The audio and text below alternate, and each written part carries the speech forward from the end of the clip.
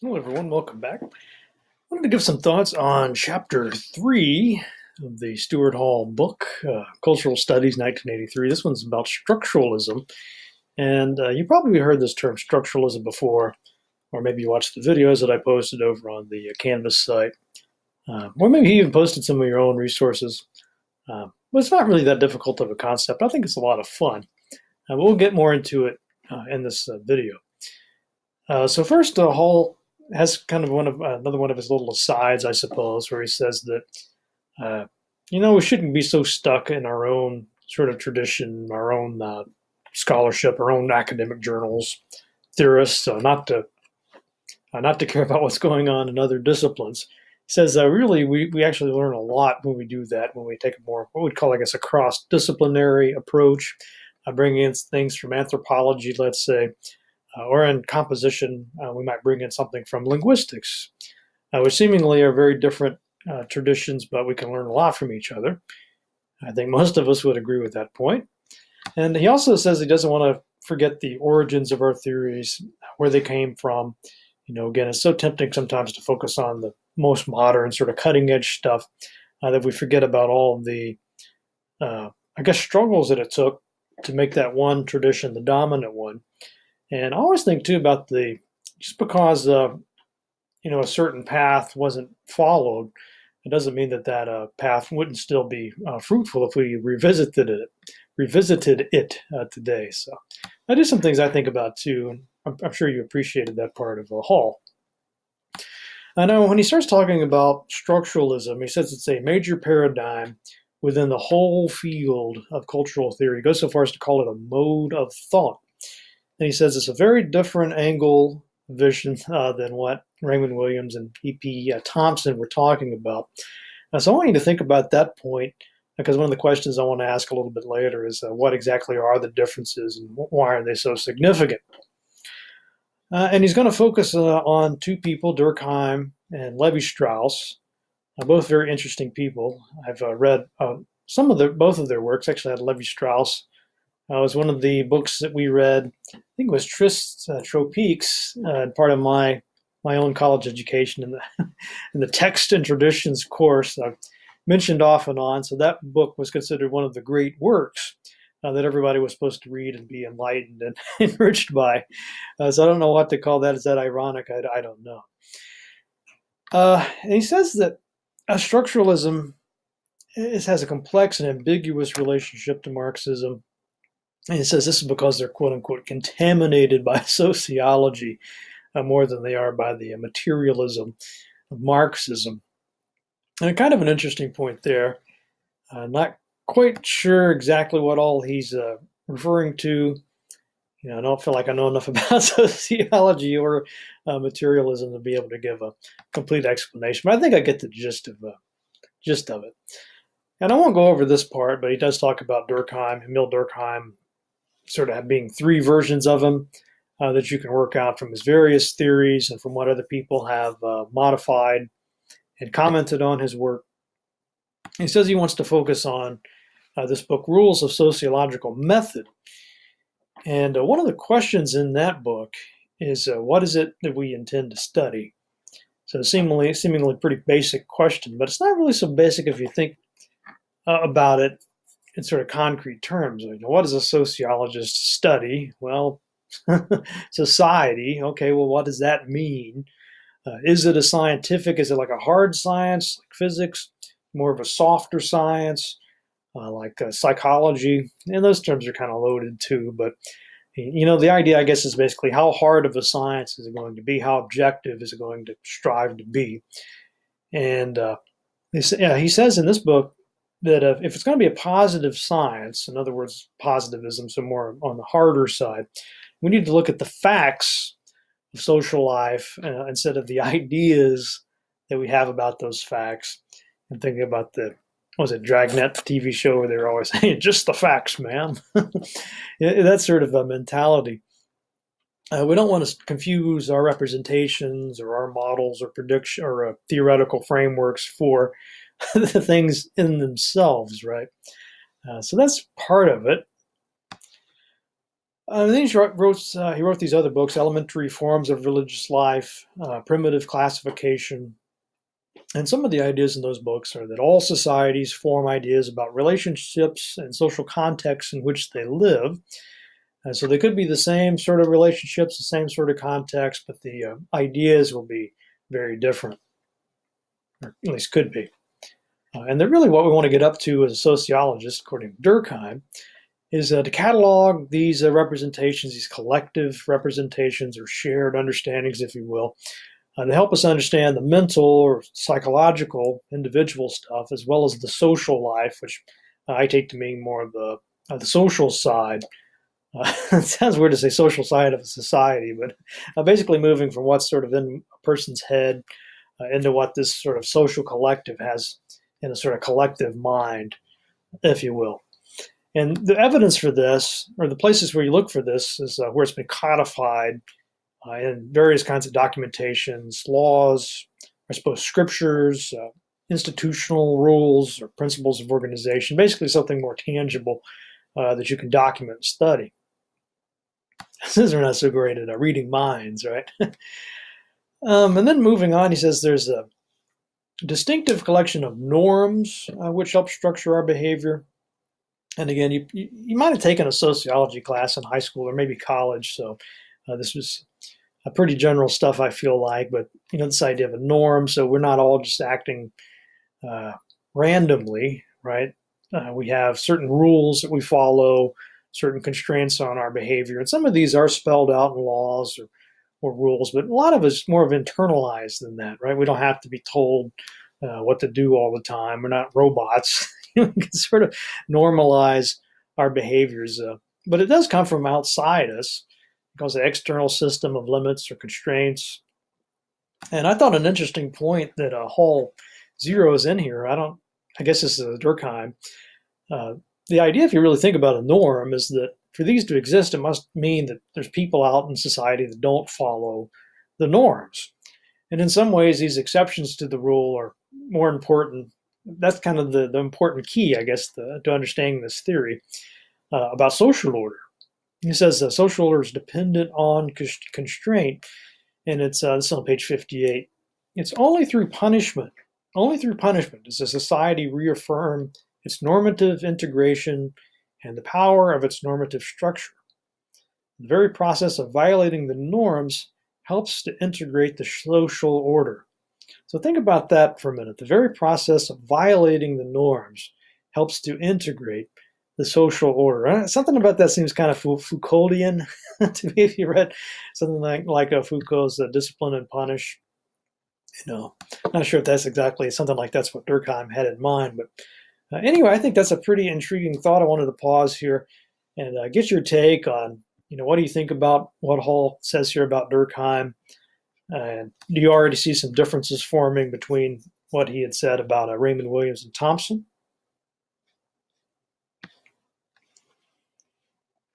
All right, so moving forward then, we talk about Levi-Strauss. And as I mentioned before, we actually read some of his, my classmates and I read some of his work in South America.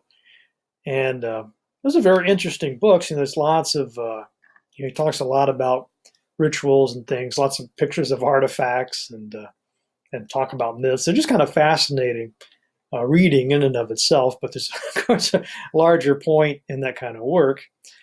And some of these points here I think would be very relevant for us being in an English program, right? That his Levi-Strauss's mentor, Boas, that said that if you're going to study a particular people, the first thing you have to learn is the language. So if you're going to study a particular people, the first thing you have to learn is the language. It seems kind of commonsensical, but there would be other ways you might try to go about it, right? Or ways you might try to argue against this idea. You could, for example, just use translations, right? But according to this idea, that language is actually really important because it's the primary symbolic system they use to give their social reality an intelligible form. So we can see here, I think, these ideas coming together from the Durkheim, that we have these shared understandings. And here's, I guess, more of a way to focus in on language because, of course, a language being something you could write down or record, play back, if you will. It's sort of kind of ways you can be objective with a language. You're just talking about ideas. That's one thing. If you're talking about the expression of those ideas, then you get into something you could study, right? And be in an intelligible form that you could study as a linguist, or here, as more broadly speaking, as some kind of sociology specialist. So language gives us a clue to the internal collective symbolic systems which were being studied. So not necessarily giving you direct access to that internal collective symbolic system, but it's kind of a clue. And he talks about Lacan later on, but you could think about Freud or any people that say things like the dreams are kind of if you have a dream, that can be kind of a clue as to what might be going on subconsciously. Here we're talking about language giving us certain clues as to what might be going on collectively, unconsciously. So it's some pretty far out stuff. I love thinking about stuff like this. Hope you do too. I love this line here that Levi-Strauss said, that signs are not for eating, they are for thinking with. And this was in response to this earlier tradition called the functionalist tradition. And I forget who was proposing this. Might have been Boas. I don't know. Didn't write it down. But anyway, Levi-Strauss criticizes this idea that language just kind of comes about because people need words to basically so they can feed themselves, or food, water, the basic sort of survival needs, and that's where language comes from. Here's a broader idea, right? That you could have words for things that don't exist in the real world at all. They could be very metaphorical. Could be just more for like thinking, right? Not necessarily tied to something physical. Not much less something that's germane necessarily to eating and drinking and basic survival. I often think about this. There's a lot of ideas about art. Why do we have art? Why is art such a universal thing? All these different societies have some form of art, right? And some people try to make an argument, well, somehow art was required for survival. People did these things with some kind of training for a hunt or whatever. But I think Levi-Strauss would say, no, not necessarily. Everything doesn't have to boil down to the concrete satisfaction of social needs. So, interesting argument. This is an interesting idea too about our Western hubris. So I guess sociologists included kind of think about, well, we're sort of at the top of the pyramid, and we're looking down on these quote unquote more primitive societies with these more quote unquote primitive logics. So Levi-Strauss rejects that view, says that he calls it hubris here to think that way, which is quite right, in my opinion anyway. And so it's not that these other folks have different logics, not that they're somehow inferior, it's just a different way to go about it.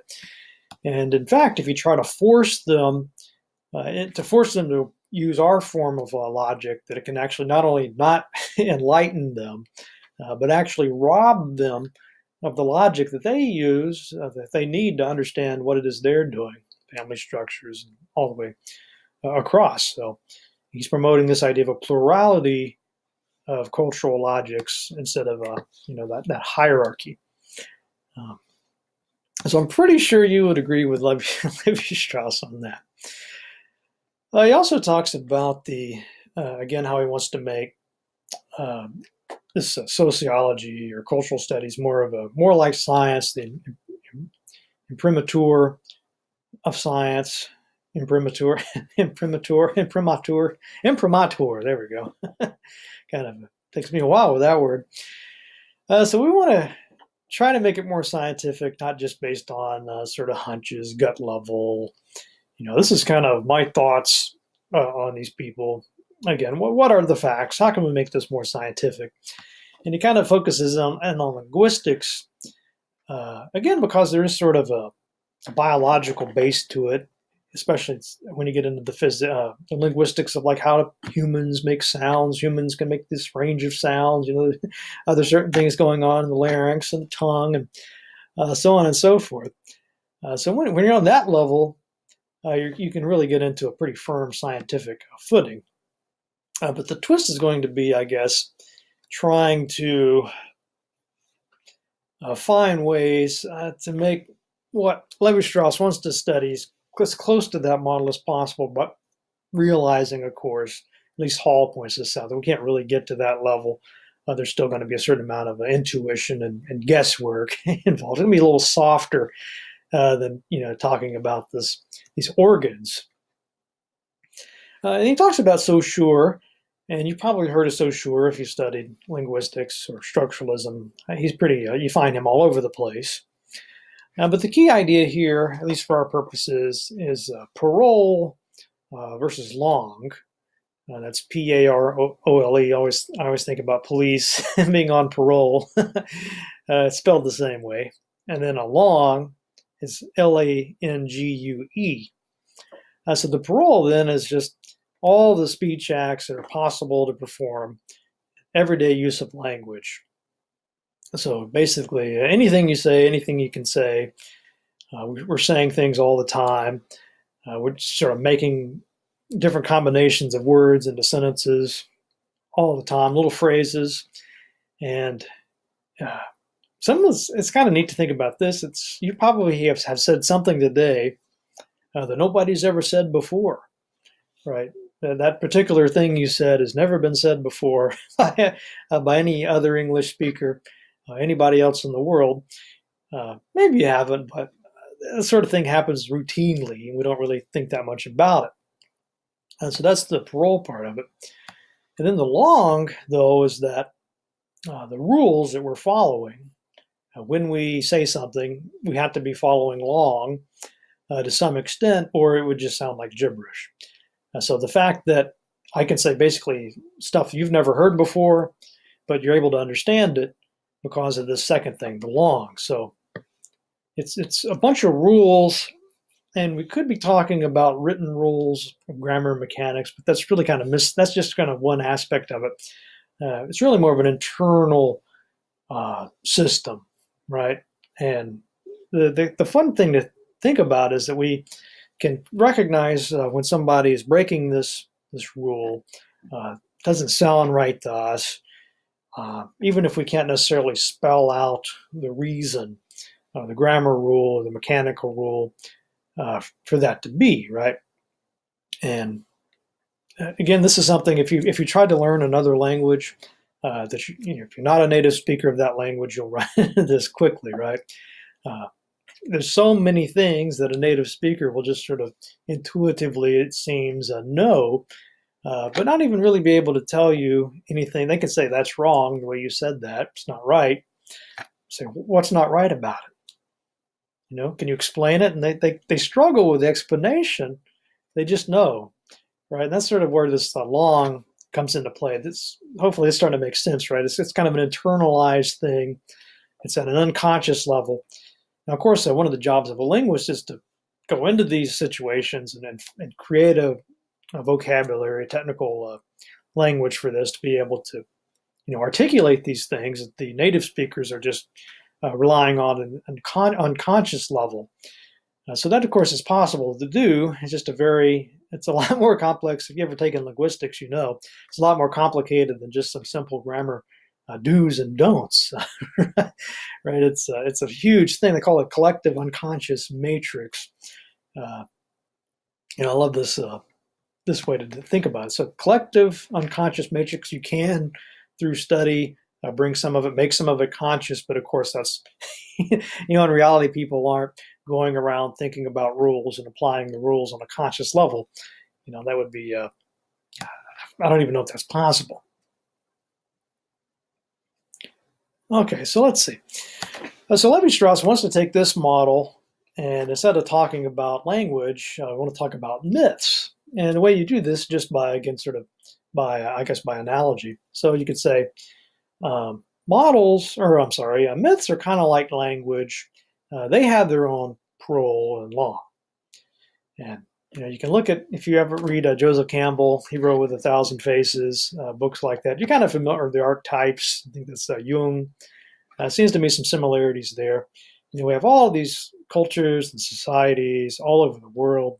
They have very distinctive myths. So the idea is not that everybody has the same myth. It's just that everybody has the same sort of structures to their myths. So one culture might have a turtle, the other culture has a dragon. You can switch up all the different tiger. You can switch up all these elements around, swap them in and out, but you still have those certain rules that they'll all share. So you could have people in very different parts of the world with the same kinds of myths, the same structures going on. And I guess ultimately you could trace this back to, well, our brains are kind of the same no matter where you are. So you're going to have a lot of different content, but you're not going to have a lot of different structures to these things. So, that seems to me the basic idea. So the meaning of a myth, not the particular contents. So you don't want to focus too much on what was it, a tiger, was it an elephant, whatever, but instead the logic of the arrangement of its forms. He says, Hall is saying this, people have applied the same idea. You could talk about myths this way, you could talk about modes of production, Kahn talking about the unconscious like this. And this is a key point. So Hall says that the danger is going from just saying, for example, myths are like a language, or myths work like a language works, or the unconscious works like a language. So that's one thing. It's another thing to say that it is a language. Okay, so if you say that myths are a language, that the unconscious is a language, Hall says that's a danger when you make that leap, I guess, from simile to metaphor, right? So anyway, I wanted to get your take on that. What do you think is the nature of this danger? Why is it so dangerous? Okay, so moving on then, he talks about some key assumptions of structuralism. First, of course, meaning does not arise in the world. It is not there waiting to be discovered. And that's precisely because of the long, right? So we're the world's out there, but it doesn't necessarily mean anything. We, as I guess collectively, and so where the meaning comes from, right? That's the world just is what it is. And societies use this instrumentality of symbolism to make certain relations in the world intelligible to them. So we impose a system of meaning on the world. So that's kind of a key idea. Second, there's no one-to-one relationship or correlation between the forms and symbols which are being used and the things to which they refer.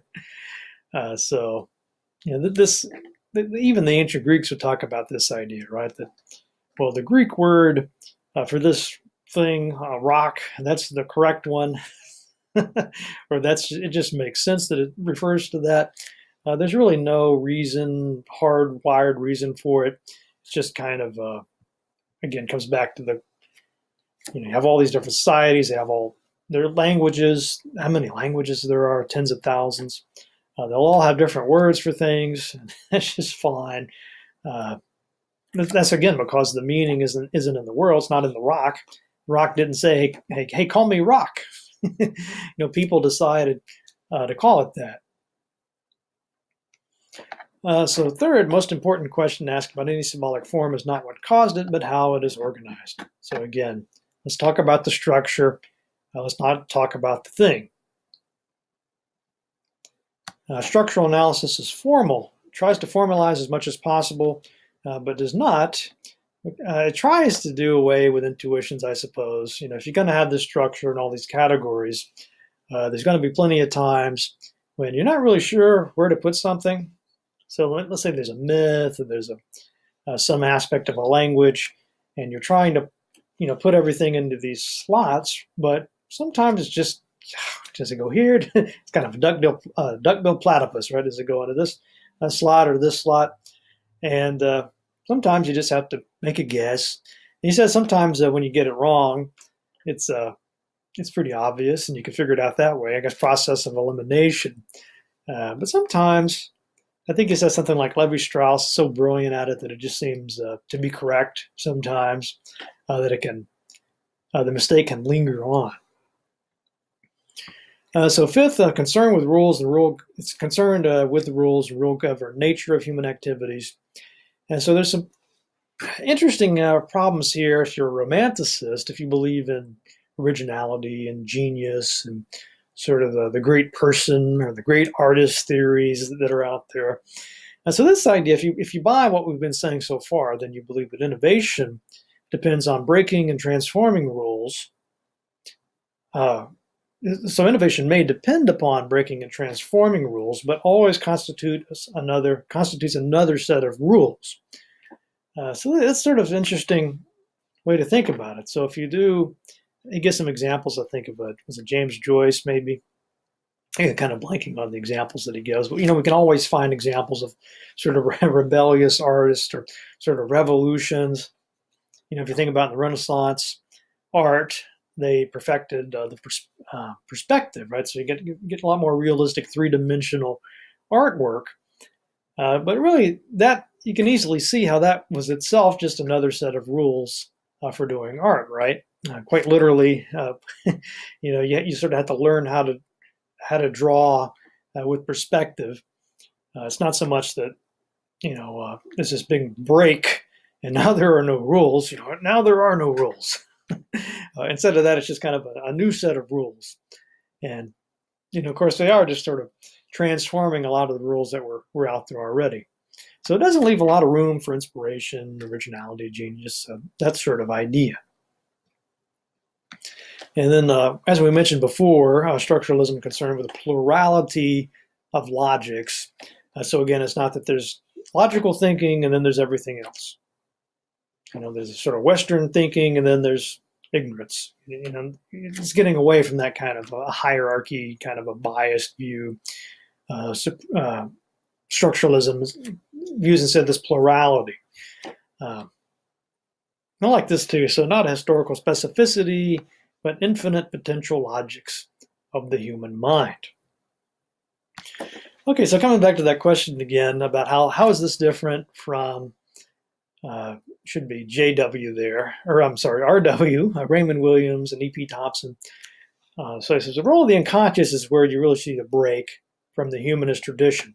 Structuralism is moving from the phenomenal, what you can perceive basically, you can see it, hear it, etc., to the determining structure below. So again, this sort of unconscious collective matrix, from consciousness and experience to this collective internal structure, which that is what determines everything else.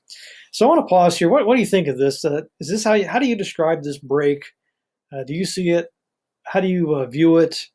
What do you think about it? Do you think it's a step forward, a step backward? Just what are your thoughts on it? All right, so to wrap up here, he's got a little section where he talks about this theory being a number, calls it making a number of displacements from what preceded it. But he says really the key one is the speaking subject. So he says Levi-Strauss's myth maker is not someone who is called upon to produce and share the fruits of inspiration. So really, what else could it be, right? I mean, you think about divine inspiration. He says, well, no. We're not talking about this. Instead, this myth maker is just using the cultural machinery which is available. It's less a question of a subject than of a process without a subject. So just think about this for a minute. So a myth maker, not called upon to produce and share fruits of inspiration, but instead just someone who, I almost want to say merely, but anyway, someone who uses the cultural machinery which is available. So you could think, even the wildest poet still using the language that's available. Shakespeare, I guess, coined a lot of words, but still those words, I suppose, were somehow available, or at least this technique for modifying words or coining words, that was available. Okay, kind of struggling a little bit with this. Now I have heard some justifications for this. I don't think Hall really goes into that much, but for example, if you like rap music, there's this freestyle rap. I hope I'm getting this right. And the idea is that these rappers, they can just come up with stuff right off the top of their heads, right? And it's really impressive to see. We're not talking like simplistic rhymes and structures here, but you just give them a beat, give them a topic, and they're off, and they can really do some fantastic, just seems like coming out of nowhere, extemporaneous rapping. But really, when you really get down to study what it is they're doing, they have sort of memorized or sort of internalized certain structures for rhymes. There's certain endings, for example. There's certain, basically, there's a pattern to it. It's kind of almost a cheat sheet. I don't know what you want to use. So they can really combine a bunch of stuff quickly, but they're still always using the same sort of structures when they do that. And apparently, even the bards, like the oral poets, use this, similar strategies. And I guess when people were reciting the Iliad, back in Homer's time, it wasn't that they had every word, every sound memorized, and they sang it the exact same way every time. Quite the opposite. Really, they just sort of had these basic points memorized, and the certain structures. You knew at some point you had to go here and go there, and certain things would be repeated, but they'd always be a little bit different every time. So again, the idea is not that it's not saying it should be the same every time. That's not really the point. The point is just that there's so much of this is this cultural machinery going on instead of just somebody, really coming up with it off the top of a head or out of nowhere, I guess is another way to think about it. Okay, so there is a displacement from the language of practice to the language of discourse. All social practices are made meaningful, hence they are semiotic. They do not exist outside of the meanings which different societies give to them. They can be described only in terms of their intelligibility, of their capacity to signify. So I wanted to end here and get your thoughts on these statements here. So all social practices are made meaningful, hence they are semiotic. They do not exist outside of the meanings which different societies give to them. They can be described only in terms of their intelligibility, of their capacity to signify. So I'm going to pause here. Or stop here. I want to get your take on what it means. What is Hall saying here about structuralism? And then why would this view be useful for someone studying culture? And maybe also what might be some problems with it. So anyway, I'll end it there. I hope this was useful to you. Looking forward to your responses, and I hope you have a great day.